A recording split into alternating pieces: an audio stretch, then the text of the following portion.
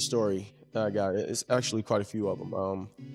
Whenever he used to buy race cars, he'd come and grab me from the studio and take Dre in 1999, and did it myself. Dre was blown away. Dre was like, "God damn!" It's like, you really did that. What really happened between Dr. Dre and Eazy-E? DJ Quik, Compton's rawest voice and one of Eazy's closest homies, once said Dre was lucky Eazy ain't pull that trigger that day. That ain't just beef, that's survival. Quik's words cut deep into Dre's so-called studio gangster image, an image Eazy had been blasting since the early 90s.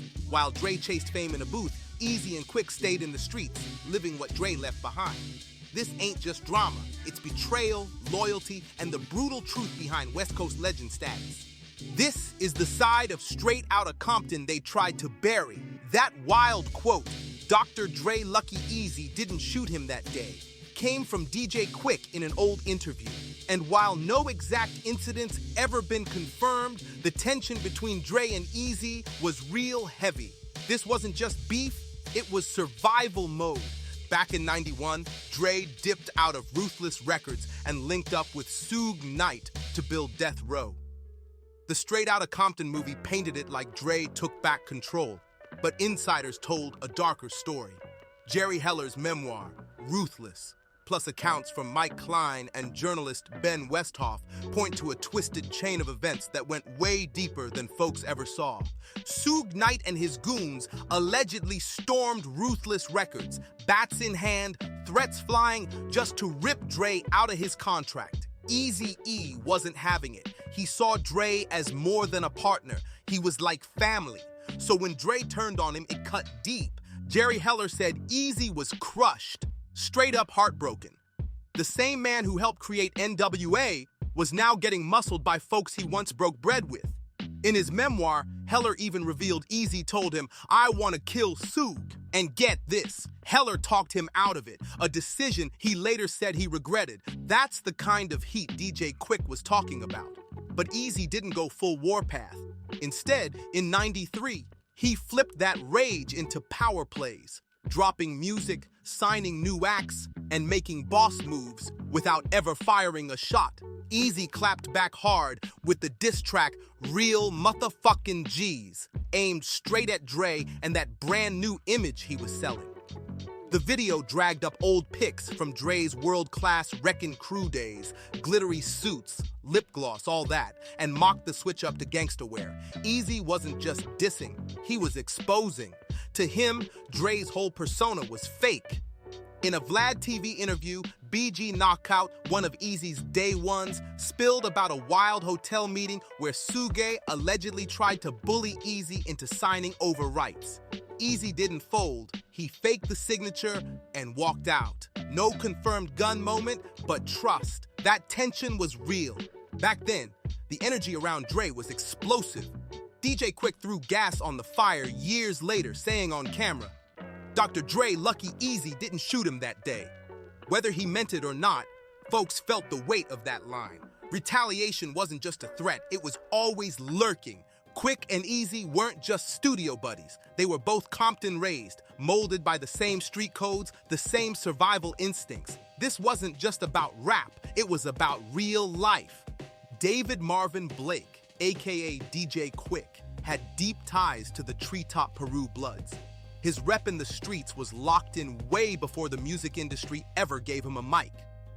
Quik's early mixtapes, like the Red Tape, weren't just hot. They were circulating in the streets heavy. By the time he dropped his debut album, Quik is the Name, in '91, his respect was already certified. No gimmicks, real credibility, real roots. Eazy-E, born Eric Wright, wasn't some label-made rapper. He was a hustler-turned-mogul who flipped street grind into a whole music empire with Ruthless Records. He birthed NWA and gave the hood a global mic. Quik once said in an interview, "I'm living the way I am because I knew Eric Wright." That wasn't just love, that was legacy. While other producers ran to Dre, Quik stayed loyal to where it all started. While Dre and Suge Knight were out clowning Eazy in the Dre Day video, mocking him as Sleazy E, DJ Quik never jumped in on that weak pile on. He stayed solid. still producing for Ruthless-linked artists and backing Eazy behind the curtain. Eazy and Quik weren't just collaborators, they were cut from the same cloth. Two men who didn't just rap the life, they lived it. No PR spin, no fake alliances. Quik never had to switch up or act brand new to stay relevant. Unlike others, he never chased clout. He was the standard. Quik didn't need no bodyguards in Compton. His name alone held weight. He said it himself in interviews, "I never needed security in my own city." That kind of respect can't be bought or faked, and Eazy knew it. To him, Quik wasn't just a beat maker, he was a real one, through and through. In a game full of image flips and phony rebrands, their bond stayed solid. Now the story of Dre bouncing from Ruthless, that's still one of hip-hop's most argued chapters.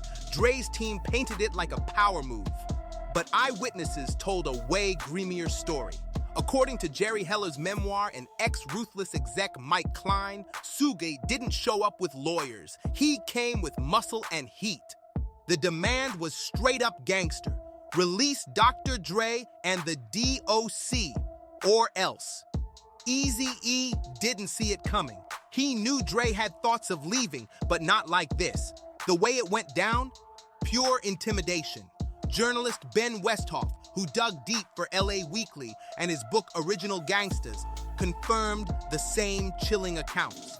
Eazy eventually let Dre go, but it wasn't on his terms. He was cornered, outnumbered, and forced to fold. That moment changed everything.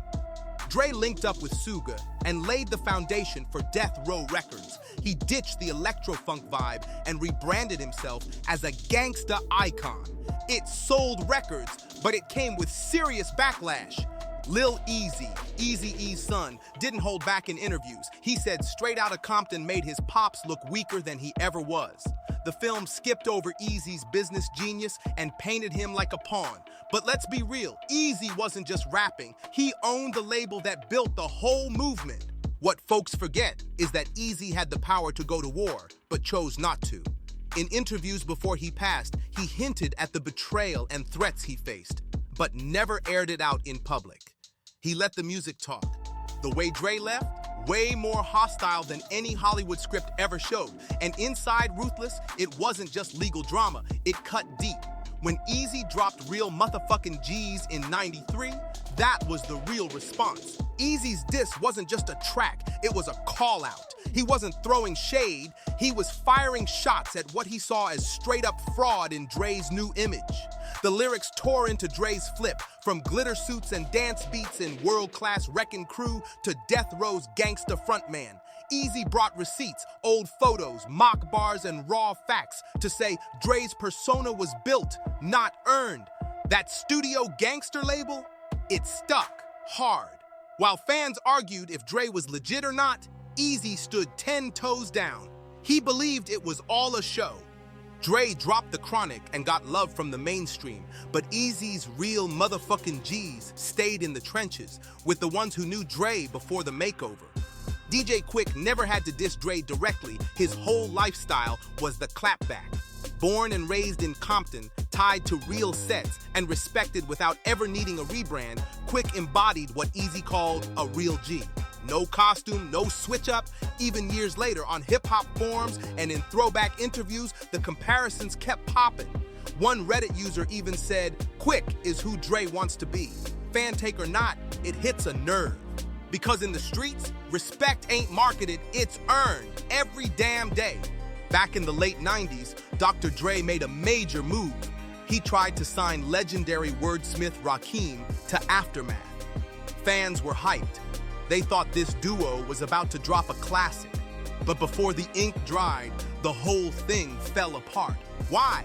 Because Dre pushed Rakim to go harder, to tap into a gritty, more aggressive image. But Rakim wasn't with it. In interviews, he said it clear. He wasn't gonna fake the gangster life just to sell records. That wasn't him, never was. Real lyrics, real code, real stand. Rakim later broke it down. He dipped from Aftermath because the expectations just didn't match his truth. That move hit hard, especially for folks who'd been side-eyeing Dre's image since the early 90s. To critics like DJ Quik and fans of Eazy-E, it only confirmed the whispers. Dre's gangsta rap wasn't street, it was strategy. DJ Quik, he's one of hip-hop's most underrated architects. Not just a rapper, he's the full machine. Producer, engineer, arranger, the whole backbone. Born David Marvin Blake in Compton, Quik built his legacy from the pavement up. His rise started with raw mixtapes passed hand to hand through the hood. No label, no hype, just talent and trust. Quik's raw talent lit up the streets fast, and by 91, he dropped his debut, Quik is the Name, under Profile Records. That album went platinum, thanks to bangers like Tonite and Born and Raised in Compton. The sound, undeniable, funky, rich, and smooth, but still gangsta. Quik's style flipped the script. While others leaned on heavy samples, he brought in live instruments, bass lines, guitar riffs, soulful keys, and crispy drums that slapped different. His production had warmth and depth that made it stand out. With Way Too Funky, 1992, and Safe Plus Sound, 1995, he kept leveling up, producing, engineering, and arranging it all himself. Quik wasn't just in the game, he was running his own lane.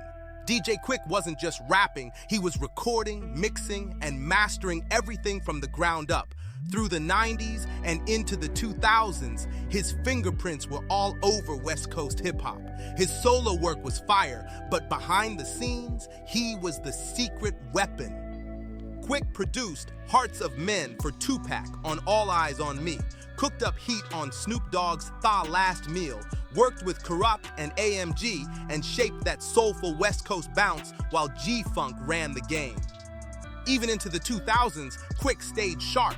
He contributed to Good Kid, MAAD City, and mixed tracks so clean, engineers still study how he snapped with speed and precision. What really sets DJ Quik apart from the rest? His technical mastery. In the engineering world, Quik's speed is legendary. He can mix and master full projects in a single session without losing an ounce of quality. In interviews, Quik's talked about how he mixes records so fast and clean, it leaves even seasoned producers straight up speechless. He once said he mixed Ludacris's release Therapy in under 6 hours, a claim backed up by Luda's own team and the engineers who witnessed it go down. Very few in hip-hop rock as many roles: producer, composer, engineer, performer, and crush all of them at elite level. Unlike Dr. Dre, who built his empire alongside heavy co-producers like Melman, Scott Storch, Daz Dillinger, and Mike Elizondo, DJ Quik ran a solo mission. He engineered his vocals, mixed his records, and often played the instruments himself.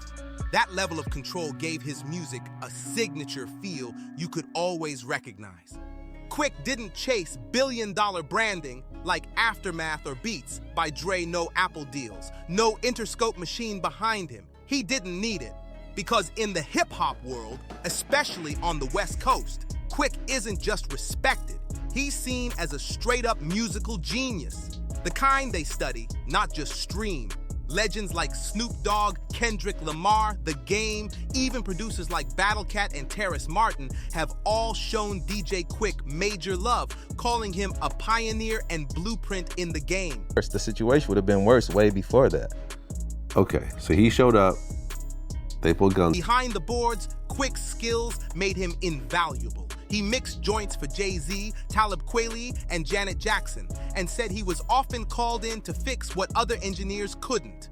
In one interview, Quik even revealed Dr. Dre himself tapped him in multiple times for help behind the scenes. It's not talked about in the spotlight, but there's a real respect between them, with just enough rivalry to keep it spicy. Lately, DJ Quik's been speaking up loud and clear about being overlooked. In a 2021 social media post, he aired it out, saying he deserves a star on the Hollywood Walk of Fame and a Lifetime Grammy. And honestly, he's not wrong. His catalog runs over 30 years deep, still shaping the sound of new artists today. Quik's work became the blueprint for indie producers chasing both flawless sound and full control. His legacy ain't about headlines, it's in the DNA of West Coast hip-hop. He might not have Dre's empire, but in the eyes of real DJs, engineers, and West Coast legends, Quik been that guy. DJ Quik is still seen as one of the most complete, no-compromise artists to ever touch a board, straight up. But when Straight Outta Compton hit theaters in August 2015, it did more than revive old memories. It reintroduced NWA to a whole new generation. Directed by F. Gary Gray and executive produced by Dre and Ice Cube, the film exploded, pulling in over $200 million worldwide, becoming the biggest musical biopic ever. With top-tier acting, a fire soundtrack, and that polished Hollywood touch, NWA was now mainstream royalty. But not everyone was cheering. Critics, hip-hop historians, and old collaborators all pointed out what got left out and who got left behind.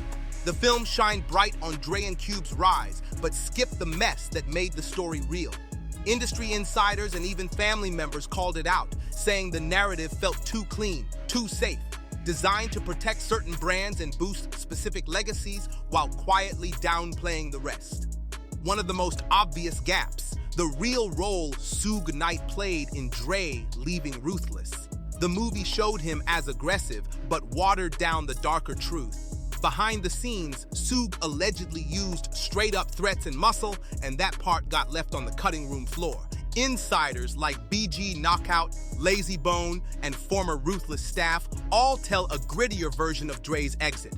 They described it as violent, calculated, and packed with threats. One wild claim? That infamous hotel meeting where Suge allegedly tried to force Eazy-E's hand. Eazy? He faked a signature and walked out, refused to fold. None of that made it into the final cut. And what about Eazy-E's legacy? Downplayed heavy. He wasn't just the front man, he was the mastermind. Eazy co-founded Ruthless with Jerry Heller and built it brick by brick, independently pushing NWA records before the majors ever came calling.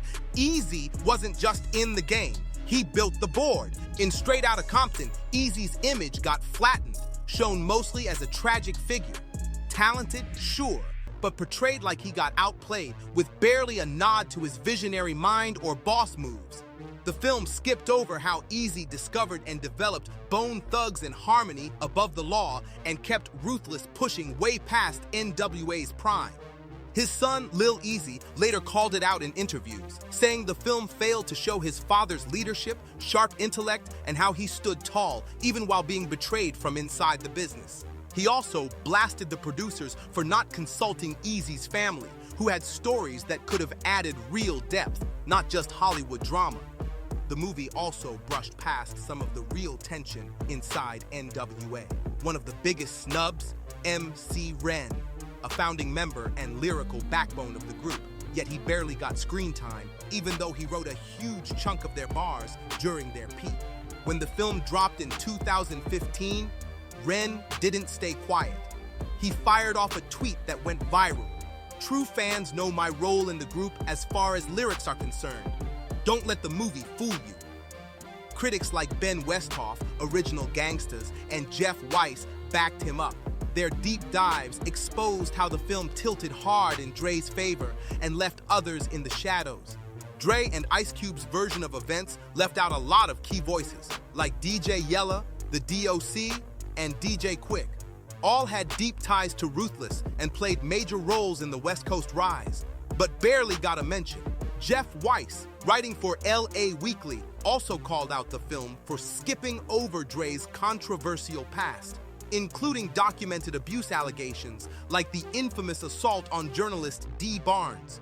Dre would later issue a public apology, but Straight Outta Compton left it all out, sparking backlash for rewriting history. And then there was the portrayal of Jerry Heller, played by Paul Giamatti, as a greedy manipulator. Heller, who passed in 2016, strongly disputed that image, calling it unfair and damaging. Others close to Ruthless backed him up, calling it Hollywood bias, plain and simple. Jerry Heller even filed a defamation lawsuit against the film's producers before his death. And while Straight Outta Compton did cement NWA's cultural legacy, it also sparked a whole different conversation. Who really gets to control the story? And what truths get cut out along the way? For a lot of folks in the hip-hop world, especially the ones who lived it, this movie wasn't the full truth. It was one version, crafted by those with the biggest platforms and the most to gain. Voices like DJ Quik, Above the Law, and even Eazy-E's own kids were left on the sidelines. Quik, who'd been part of the movement since day one, didn't get a single mention.